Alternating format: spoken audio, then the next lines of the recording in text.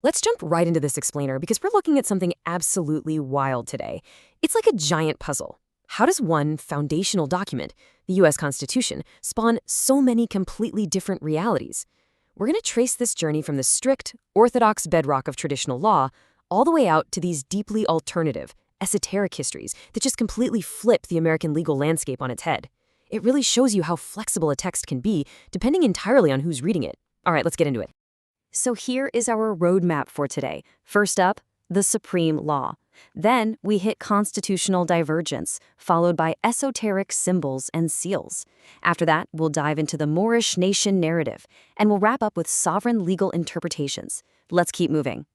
Section 1, the supreme law. Before things get unconventional, we've got to set the baseline, right? The accepted orthodox foundation. To do that, we look at Black's Law Dictionary, basically the gold standard for orthodox legal definitions, and they define a constitution plainly. It's the absolute rule of action and decision for all departments and officers of the government. It is the ultimate parameter. If an ordinance contradicts it, null and void. Boom, that's your traditional baseline right there, a supreme unbending rulebook. Which brings us to the actual text. Article 6, Section 2. You probably know it as the Supremacy Clause.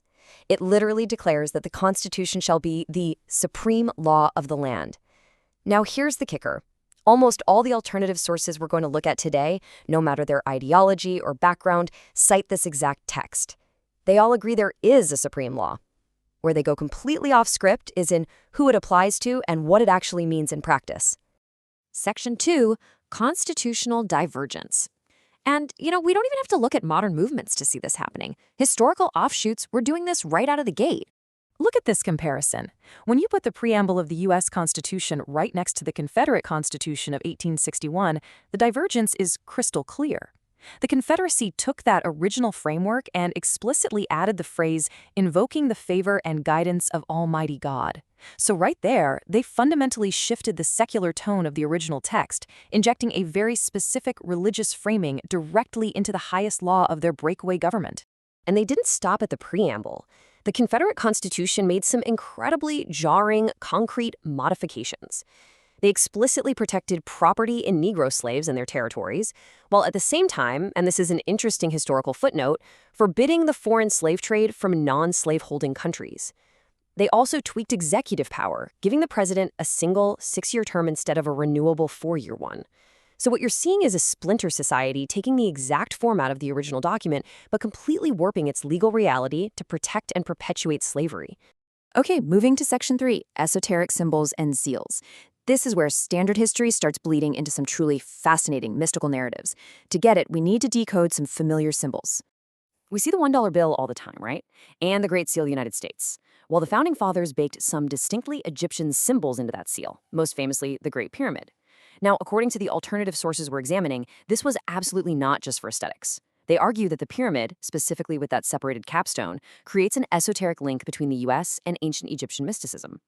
By stamping these symbols on currency and official documents, the founders basically left the door wide open for highly esoteric interpretations of what that supreme law truly represents.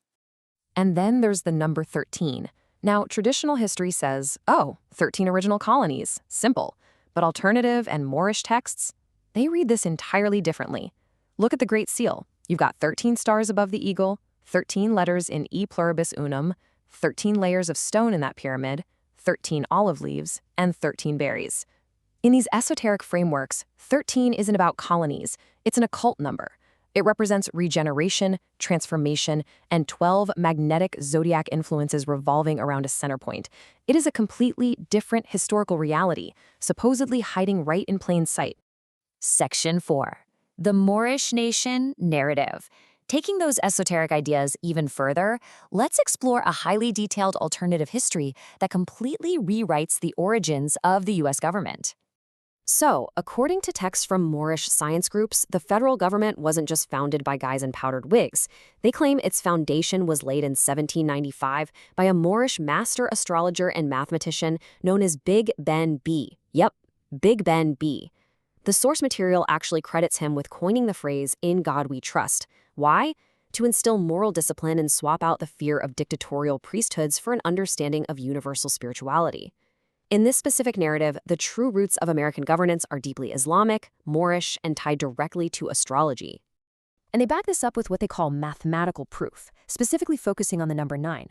Just check out how they connect human biology to cosmic cycles. Gestation, 9 months. The average heart beats 72 times a minute. 7 plus 2 is 9. An average step is 36 inches. 3 plus 6 is 9. The 4 phases of the moon mapped against a 9-month gestation equals 36. They use these intertwined numbers to argue that man isn't just subject to civil statutes, but is a divine supreme manifestation governed by literal cosmic law. Mind-blowing stuff, right? This narrative gets incredibly deep. Moorish texts describe something called the Zodiac Constitution. We're talking about a timeline stretching back to the year 836 AM, that's the ancient Moabite or Moorish calendar, where a woman named Haga granted Hammurabi Bey the authority to establish a government for the children of Israel. They even put forward that Arabic was framed from the Moorish nation's original Latin language. It's this vast, complex alternative world where historical figures operate under astrological guidance to build a global Moorish empire that completely supersedes standard American history. Section 5. Sovereign Legal Interpretations. This is where these esoteric histories and the traditional constitution violently crash into each other in the modern day, forging a unique framework for legal immunity. Listen closely to this quote from a Sovereign Citizen Redemption Manual.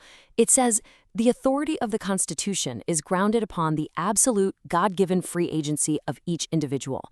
Now think about that for a second. That is a massive paradigm shift.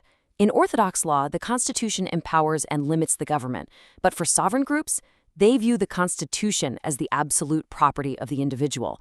So if Congress or the courts try to limit your free agency, they consider it completely void from the jump.